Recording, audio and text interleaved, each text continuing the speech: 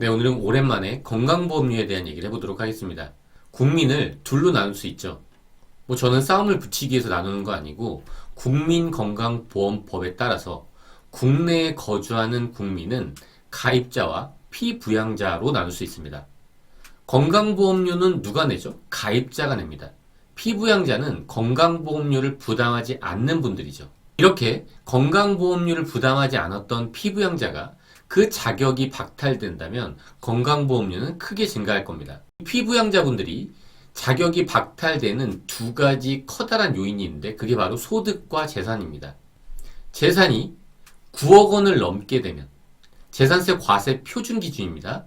그리고 또 본인 기준이에요. 세대 기준이 아니에요. 나의 지분 가치면 그 지분 가치 만큼이 9억 원을 넘게 되면 전 피부양자에서 탈락합니다. 공동 소유로 가고자 하는 분들은 이 부분도 주의하셔야 되겠죠. 재산세 과세 표준이 뭔지 모르겠다 라고 하시면 우리 재산세 다 내시잖아요. 그 고지서에 있는 전화번호 있죠. 거기에 전화하셔갖고 본인의 재산세 과세 표준을 물어보시면 됩니다. 그러면 9억 원 이렇게 알려주겠죠. 내년에 만약에 기준시가가 증가해서 9억 원을 초과하게 된다. 그분은 피부양자에서 탈락하게 될 겁니다. 그리고 나는 9억 원은 넘지 않는다. 근데 5억 4천은 넘는다. 이분들 있죠? 이분들은 소득 금액이 1,000만 원이 넘으면 탈락합니다. 어떤 소득을 말할까요? 이자나 배당이나 사업 근로연금 기타 이런 총 소득 금액이 1,000만 원이 넘는다. 1년 동안. 그러면 탈락. 지금까지는 제가 재산에 대해서 말씀드렸죠? 9억 원 이상이면 탈락입니다. 5억 6천이 넘는데 소득 금액 1,000만 원 이상이면 탈락이에요. 그리고 지금부터 얘기하는 이 소득 요건을 충족하지 못하더라도 피부양자에서 탈락되는 겁니다. 그런데 중요한 부분이 하나 있습니다. 여기서 말씀드리는 지금의 소득 있잖아요. 이거는 나뿐만 아니라 내 배우자가 이 소득 기준을 넘어선다. 그래도 저까지 탈락합니다. 제가 재산이 있든 없든 마찬가지입니다. 하나씩 따져보도록 하겠습니다. 우선 총 소득 금액이 기준 금액을 넘으면 탈락합니다. 그 기준 금액이 얼마일까요? 3,400입니다. 나나 나의 배우자가 이자, 배당, 사업, 근로, 연금, 기타 이 총 소득이 3,400 이상이다. 그러면 나뿐만 아니라 나의 배우자도 탈락합니다.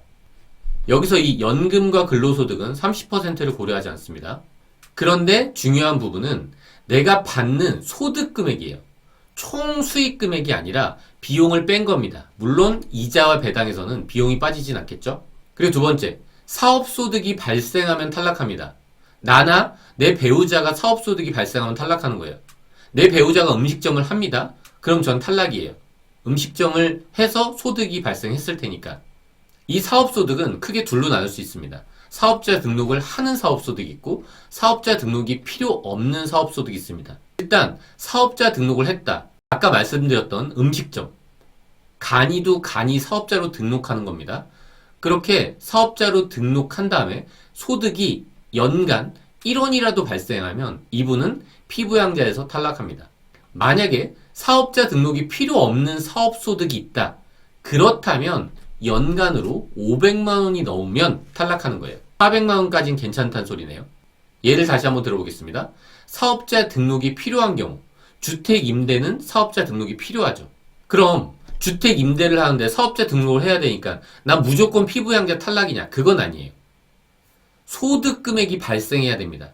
소득 금액을 어떻게 산정하죠? 이게 국세청에 나와 있는 표입니다.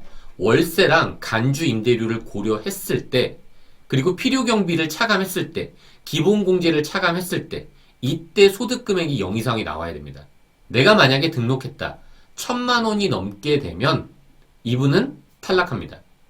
등록하지 않았다. 연간 400만 원이 넘게 되면 이분은 탈락하는 거예요. 피부양자에서 탈락하게 되는 겁니다. 그리고 사업자 등록이 필요 없는 경우가 있습니다. 사업자 등록을 내가 일부러 안 했다. 이건 해당되지 않는 거예요. 원래 필요 없는 분들이 있습니다. 3.3%를 제외하고 받는 분들. 가끔 3.3%를 제외하고 받으니까 본인이 근로자인 줄 아는데 근로자가 아니죠. 이분들은 세법상 사업소득자입니다. 예를 들어서 보험 모집 그리고 배달의 민족에서 배달하시는 분들 있죠. 택배하시는 분들, 프리랜서 분들 3.3%를 제외한 금액을 수취하는 이분들은 사업자 등록은 없지만 사업소득으로 볼 수 있는 겁니다. 다른 사업자 등록이 없다는 걸 전제로 하는 거예요. 예를 들어서 내가 만약에 2천만 원을 벌었다. 근데 경비로 70%를 썼다. 소득금액 600만 원이죠? 그럼 탈락하는 겁니다. 이렇게 사업자 등록이 없을 때는 소득 금액을 기준으로 500만 원이 넘으면 피부양자 탈락, 이하면 피부양자를 유지할 수 있습니다. 제가 조금 전에도 말씀드렸지만 이렇게 소득으로 구분한 요건은 나뿐만 아니라 배우자의 경우에도 포함합니다. 그러니까 어설프게 소득이 발생하면 건강보험료가 더 많이 나오겠죠. 네, 오늘 여기까지 하도록 하겠습니다. 끝까지 들어주셔서 감사합니다.